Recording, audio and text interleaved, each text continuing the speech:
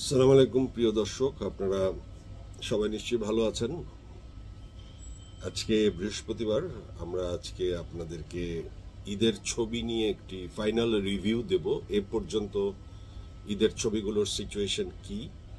ইতোমধ্যে এই ছবি নিয়ে সবচেয়ে আনন্দের বিষয় হচ্ছে যে সবগুলো ছবি, বিশেষ করে 3টি ছবি অত্যন্ত ভালো দর্শক গ্রহণ করেছে। দর্শকরা ছবি দেখছে, হলে যাচ্ছে, তার মানে আমাদের দেশের দর্শক হলমুখী হয়েছে। আমাদের ছবির পাওয়ার এত স্ট্রং যে আমাদের দর্শক হলে যেতে বাধ্য হয়েছে। পাশাপাশি এই আরেকটি বিষয়ও আমাদেরকে খুব কষ্ট দিয়েছে যে কাদা ছুড়াছুড়ি, একে অপরের বিরুদ্ধে কথাবার্তা বলা।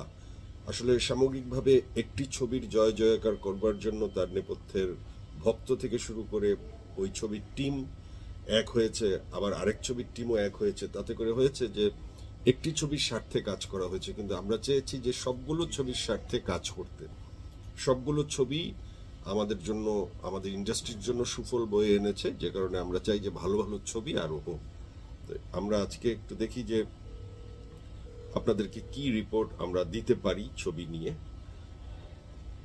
আমি কথা বলার চেষ্টা করব স্টার সিনেপ্লেক্সে।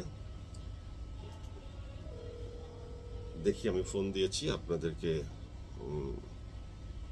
চেষ্টা করি যে জানাতে। স্টার সিনেপ্লেক্সে ফোন নিশ্চয়ই আমরা পাবো, তাছাড়া আমি চেষ্টা করি আপনাকে। ওকে, আমরা একটু দেখি।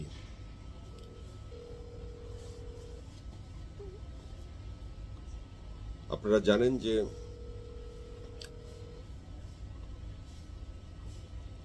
ঈদে যে 3টি ছবি মুক্তি পেয়েছে, 5টি ছবি মুক্তি পেয়েছে, যে 3টি ছবি নিয়ে ব্যাপক আলোচনা। তার মধ্যে 2টি ছবি নিয়ে তো আলোচনার তুঙ্গে আমরা অবস্থান করছি। আমাদের সাথে আছেন অভিনেতা মাহফুজ আহমেদ। আমি ফোনে ওনাকে কানেক্ট করেছি। মাহফুজ ভাই, আসসালামু আলাইকুম। জি মাহফুজ ভাই, আপনাকে কংগ্রেচুলেশনস আপনার ছবি প্রহেলিকা নিয়ে। তো আমরা তো প্রহেলিকা নিয়ে অনেকবার কথা বলেছি, কিন্তু আপনার কাছ থেকে শুনতে চাই যে আজকে বৃহস্পতিবার আপনি কি সাড়া পাচ্ছেন এবং টোটাল সিচুয়েশনটা কি। আমি আমার যে মার্কেটিং টিম আছে, ক্যাম্পেইন টিম আছে, ওদের কাছ থেকে সর্বশেষ যে তথ্য জেনেছি, আমাদের প্রথম সপ্তাহ পুরোটাই হাউসফুল গেছে। তো একটা ছবির জন্য এটা অনেক বড় আনন্দের। আমাদের ফিল্ম যে জায়গায় আছে সেখানে প্রহেলিকার মতো একটা ছবি ভিন্ন টেস্ট নিয়ে মানুষের কাছে হাজির হওয়া, ভিন্ন ধারার গল্প বলা, নতুন ভাবে মানুষের সামনে উপস্থাপিত হওয়া। হ্যাঁ, তো এটা সব বয়সী দর্শক। আমার যদি এমন হতো যে কি বলবো, এক শ্রেণীর দর্শক, যেখানে কিশোর কিশোরী, যুবক যুবতী, বৃদ্ধ বৃদ্ধা, এমন একটা পুরো ফ্যামিলির যারা আছে, সবাই মিলে আসছে। এবং সেখানে এত ভালো লাগছে যে বাবা মা, ভাই বোন, খালা খালু, চাচা চাচি, ফুপা ফুফু সবাই মিলে যখন আসে, এই পরিবেশটা দেখে আমি একদিন হল ভিজিট করেছিলাম।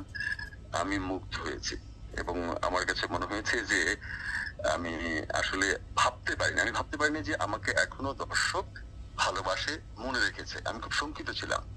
আমার কথা কি শোনা যাচ্ছে? জি মাহফুজ ভাই, আমার প্রশ্ন হচ্ছে যে এই দর্শকগুলো কি শুধু আপনাকে দেখতে গিয়েছে, নাকি প্রহেলিকা ছবির কন্টেন্ট এত স্ট্রং বা বুবলির জনপ্রিয়তা এত বেশি, সবকিছু মিলিয়ে কি ছবির সাফল্য, নাকি শুধুমাত্র আপনার 10 বছর বা 8 বছর পর ফিরে আসাই হচ্ছে প্রহেলিকার সাফল্য? থ্যাংক ইউ এই প্রশ্ন করার জন্য। এটা আসলে এক ব্যক্তির উপর ছবি চলে না, কোনো ব্যক্তির উপর নির্ভর করে একটা ছবি নির্মিত হয় না, এবং কোনো ব্যক্তির উপর নির্ভর করে একটা ছবি জনপ্রিয় হয় না, দর্শকপ্রিয় হয় না। টোটাল কন্টেন্ট, আমাদের ছবির মূল প্রধান অস্ত্র হচ্ছে গল্প এবং চরিত্রগুলো। এখানে যে চরিত্রগুলো, এখানে হয় কি, অনেক ছবিতে একটা দুটো চরিত্রকে নিয়ে আলোচনা হয়। আমাদের ছবিতে প্রতিটা চরিত্রকে নিয়ে আমি আমার কথা বাদ রাখবো, আমি আমার কথা বলবো না। আমি স্পেশালি কয়েকজনের কথা বলতে চাই, যেমন রাশেদ মামুন অপু অনেক ছবি করেছে, কিন্তু এই ছবিতে তাকে এত গ্রহণ করেছে মানুষ, তার চরিত্রটি। নাসিরুদ্দিন খান অনেক বড় একজন অভিনেতা, তাকে একদম ভিন্ন রূপে পেয়েছে। দর্শক তাকে অ্যালেন স্বপন হিসেবে মনে করে, ওরকম চরিত্রে বুঝি সে পারে, একদম নতুন ভাবে উপস্থাপিত হয়েছে সে। এরকম প্রতিটা চরিত্র। এবং স্পেশালি আমি আরেকজনের কথা বলতে চাই, সেটা হচ্ছে বুবলি। মানুষ মনে করে চিত্রনায়িকারা আসে, একটা গান গায়, একটু নাচে গায়ে, তারপর শেষে মিলন দৃশ্য শেষ, আর কোনো ভূমিকা থাকে না, যেটা আমরা আগে দেখতাম। কবরী ম্যাডাম,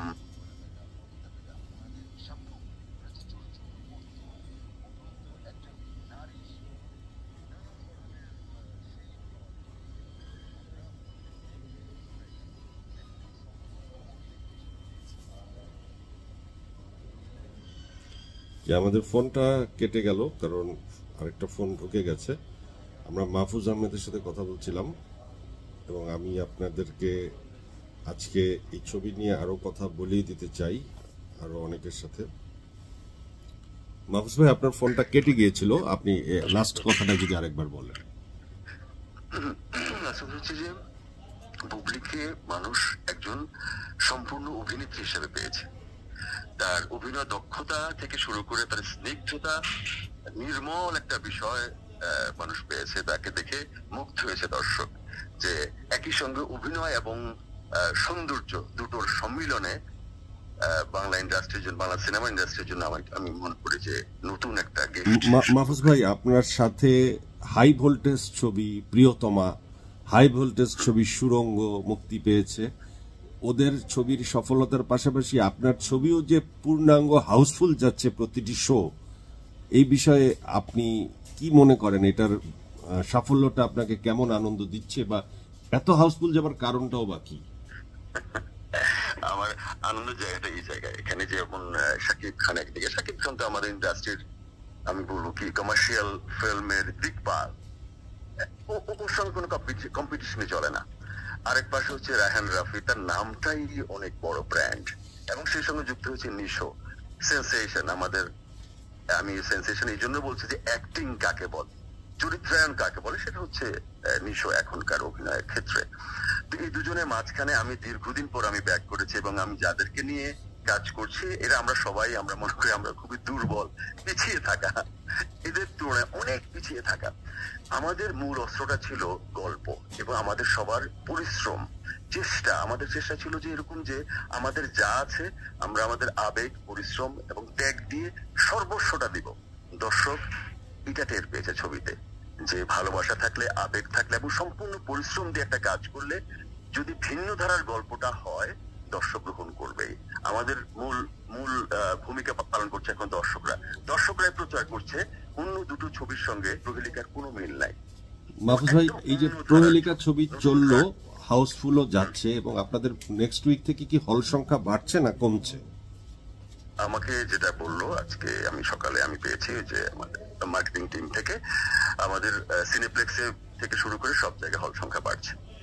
হল সংখ্যা বাড়ছে, তার মানে এটা তো অত্যন্ত ভালো খবর প্রহেলিকার জন্য।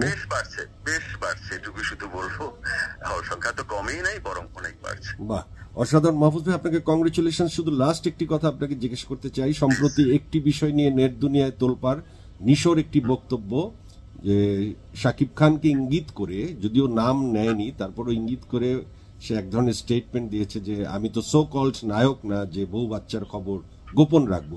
এই বিষয়টি নেট দুনিয়ায় খুব উত্তাল। আপনার বক্তব্য কি একজন সিনিয়র অভিনেতা হিসেবে? আমি নিশোকে যতটা চিনি জানি, আমার কাছে মনে হয় নিশোর বক্তব্যটা প্রপারলি উপস্থাপন করা হয় নাই। নিশো যথেষ্ট বুদ্ধিমান এবং এই সময়ের একটা শিক্ষিত ছেলে। নিশো এইভাবে কথাটা বলে নাই, বলতে পারে না, আমি বিশ্বাস করি নাই। আমি যদিও আমি শুনি নাই পুরো বক্তব্যটা, কিন্তু আমি শুনি নাই A to Z। ও প্রত্যেকে কথাটা কিভাবে বলেছে এটা প্রপারলি না শুনলে বলা যাবে না, কিন্তু আমি বিশ্বাস করি যে নিশো এইভাবে কথাটি বলেনি।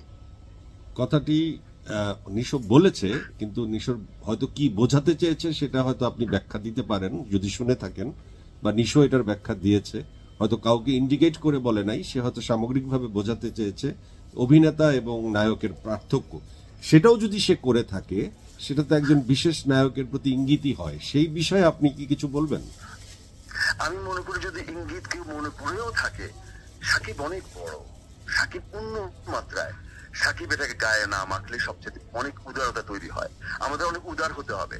আমি যদি কাউকে খোঁচা দেই, সে যদি আমাকে খোঁচার বদলে হাত বাড়িয়ে দেয়, সেটা উদাহরণ হয়। সাকিবের অনেক বড় দৃষ্টান্ত তৈরি করার সময় কিন্তু এখন। সাকিব যদি মনে করে তাকে খোঁচা মারা হয়েছে, সাকিব উদার হস্তে হাত বাড়িয়ে দিক, আনন্দের সঙ্গে এটা গ্রহণ করুক। তাকে মনে করে এটা গায়ে না আমাকে। জি মাহফুজ ভাই, আপনাকে অসংখ্য ধন্যবাদ। মাহফুজ ভাই আপনাকে একটা সেকেন্ড শুধু আমি বলি, আমি ভুল করেছি বলে আরেকজন ভুল করবে, এটা না হওয়া ভালো, তাহলে ভুলের সংখ্যা বাড়ে। জি, থ্যাংক ইউ ভেরি মাচ। আপনার প্রহেলিকার জন্য অনেক অনেক শুভেচ্ছা আপনাকে। প্রিয় দর্শক, আপনারা শুনছিলেন মাহফুজ আহমেদের সাথে আমি কথা বলছিলাম। প্রহেলিকা ছবিটি নিয়ে আপনারা প্রপার তথ্য পেলেন। আমি একটু স্টার সিনেপ্লেক্সে যোগাযোগ করার চেষ্টা করছি, দেখি যে সেখানে আমি যদি যোগাযোগ করতে পারি তো আপনাদেরকে শোনাবো। শাম্মী ভাই, যিনি স্টার সিনেপ্লেক্সের সবচেয়ে বড় দায়িত্বে আছেন, ওনাকে ফোনে পাওয়া খুবই কঠিন, আর এই ছবির মৌসুমে তো আরো কঠিন। উনি আমার খুব কাছের মানুষ, আমাদের ফ্যামিলি। শাম্মী ভাই, আসসালামু আলাইকুম। শাম্মী ভাই, কেমন আছেন আপনি? আলহামদুলিল্লাহ ভাইজান। সিনেমা তো স্টার সিনেপ্লেক্সে দেখি নাই, বাট অন্য জায়গায় দেখে ফেলছি। কারণ আপনি তো ফ্রি দেখান না, কি করবো।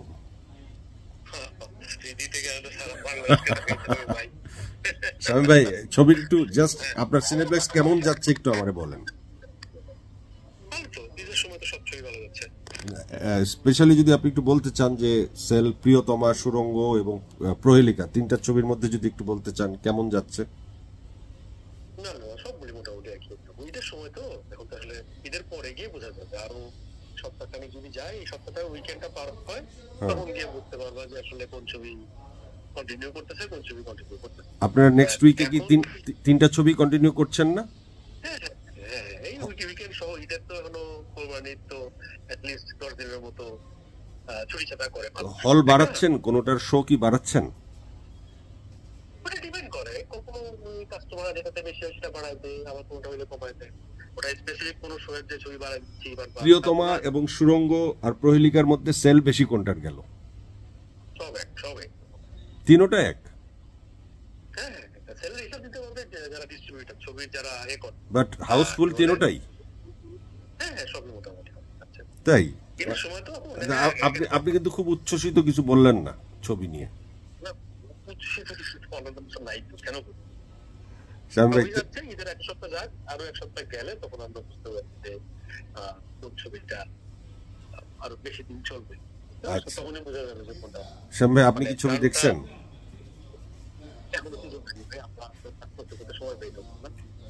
আচ্ছা, ঠিক আছে শামী ভাই, আমি আসবো, আপনার সাথে দেখা করব। ঠিক আছে। আন্টি কেমন আছে? আমি সেদিন গেছিলাম, ওই বাসার সামনে যাচ্ছিলাম তো, তো চিন্তা ছিল রেখে আর কি, তোমাদের এখানে বিশাল বিল্ডিং, আমরা যেটা থাকতাম সেটাও দেখি বিরাট বিল্ডিং, ঠিক না? একদম চিনবেনই না এখন। ওই পাশে কিন্তু শামী ভাই, এখন আর পার্সোনাল কথা বলবো না, আপনার কথাগুলি তো আমি প্রচার করব।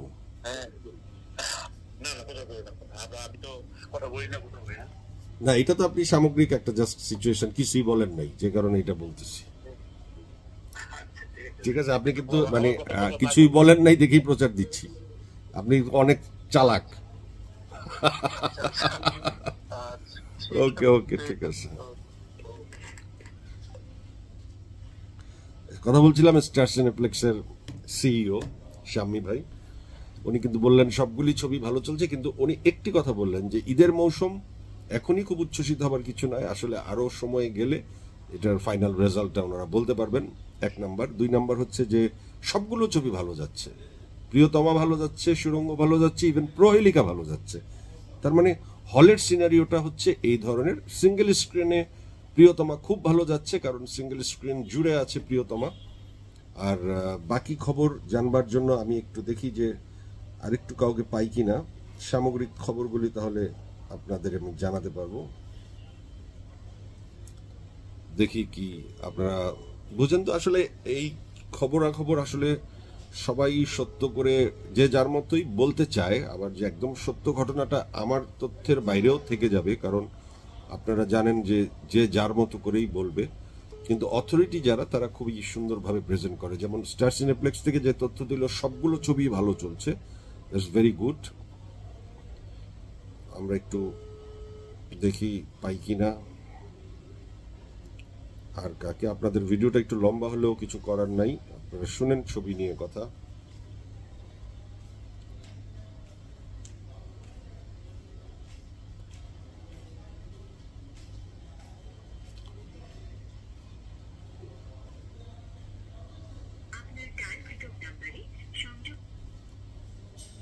সো যে কথাটি বলবার আছে যে আপনারা একটি জিনিস দেখে থাকবেন যে এই যে উত্তেজনা, এই উত্তেজনাটা আসলে আমরা তৈরি করছি বিভিন্নভাবে, বিভেদ তৈরি করছি, কিন্তু একটা কথা মনে রাখতে হবে, আমাদের ইন্ডাস্ট্রি ঘুরে দাঁড়ানোর জন্য আরো অনেক প্রচুর ছবি লাগবে।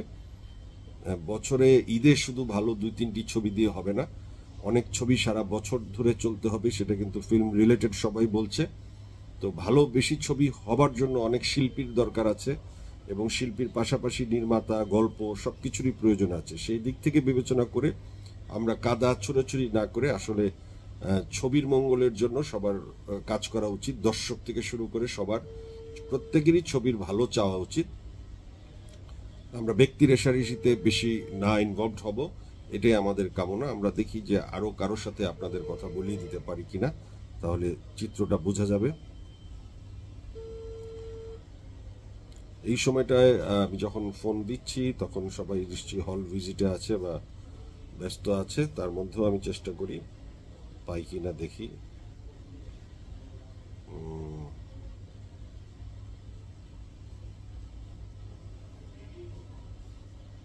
একটু আমার সাথে থাকবেন দর্শক,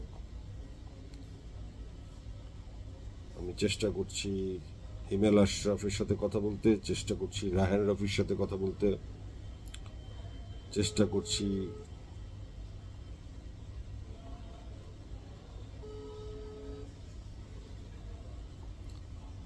রায়হান রফিকে ফোনে চেষ্টা করছি এই মুহূর্তে। আসলে সবাই ব্যস্ততার কারণে ধরতে পারছে না।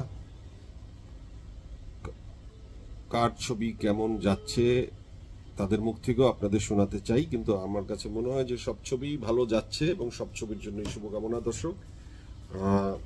সো ভিডিওটি অনেক লম্বা হয়ে যাবার জন্য আমি দুঃখ প্রকাশ করছি। Thank you very much.